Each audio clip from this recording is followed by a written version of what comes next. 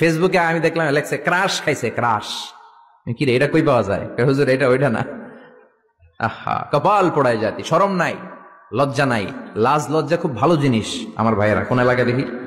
এই ক্যান্টনমেন্ট দৌলতপুরের, মধ্যম শাহ দৌলতপুরে, যাদের কানে আমার মাইকের আওয়াজ যায়, মায়েরা বোনেরা, লজ্জা শরম তোমাদের ভূষণ, এটা তোমাদের সিকিউরিটি, এটা তোমাদের সেফ গার্ড।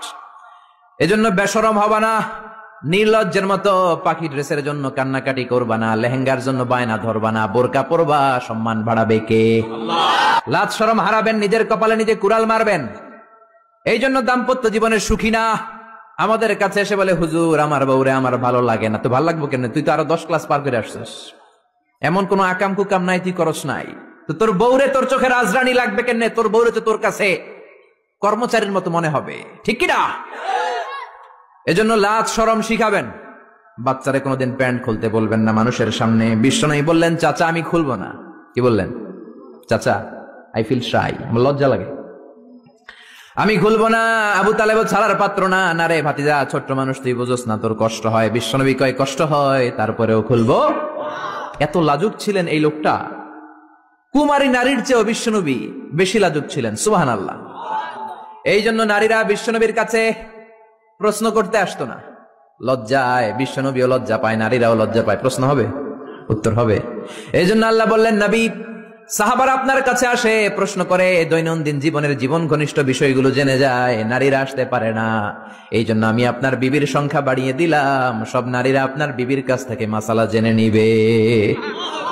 অনেকে বলে বিশ্বনবী নারীর দেহভোগ করার জন্য 13টা বিয়ে করছে। কপাল পোড়া, কপাল পোড়া। আমার নবীর ইতিহাসই জানে না। বিশ্বনবীর প্রথম বিয়েটা ছিল 25 বছরের বয়সে। কত বছর? ওনার বয়স ছিল 25। বিয়ে করেছেন সাইয়্যিদাতুনা খাদিজাকে, ওনার বয়স ছিল 40। তখন বিশ্বনবী তাগড়া যুবক, 25 বছর বয়স। কেমন যুবক? যিনি মক্কার সবচেয়ে বড় কুস্তিগিরকে ডান হাতে তুলে মাটির মধ্যে 3টা আছাড় মেরেছেন। বিশ্বনবী বলতেন, আমার হাতে 40 জন জান্নাতি লোকের শক্তি দিয়েছে কে? ওই শক্তিশালী পুরুষরা। বয়স যখন তার 25, রক্ত গরম তাগড়া যুবক, বিয়ে করলেন 40 বছরের এক মহিলা। বিশ্বনবীর সব বিয়ে ছিল বিধবাদেরকে আশ্রয় দেওয়ার জন্য। একটা মাত্র বিয়ে ছাড়া, সেটাও আকাশের উপর থেকে বিয়ে পড়িয়েছে কে? জান্নাতি রেশমের কাপড়ের মধ্যে আয়েশার চেহারা এনে জিব্রাইল বললেন, মেয়েটারে কেমন লাগে? নবী বললেন, ভালো লাগে। তার 1 সপ্তাহ পরে আবার ছবি এনে বললেন, ও নবী, আবু বকরের মেয়ে, আল্লাহ সরাসরি বিয়ের প্রস্তাব পাঠিয়েছেন। বিশ্বনবী বললেন, জিব্রাইল তুমি যদি বিয়ের ঘটক হও, আল্লাহ যদি হয় কাজী, আমি মুহাম্মদ রাজি। হয়ে গেল বিয়ে। বিশ্বনবী 50 বছরের আগ পর্যন্ত সেকেন্ড ম্যারেজ করে নাই। সুবহানাল্লাহ কইতে মন চায় না মিয়া? কপাল পোড়া। এরা বলে নারী লোভী মুহাম্মদ 13টা বিয়ে করেছে। নাস্তিকেরা বলে, পড়েন নাউযুবিল্লাহ।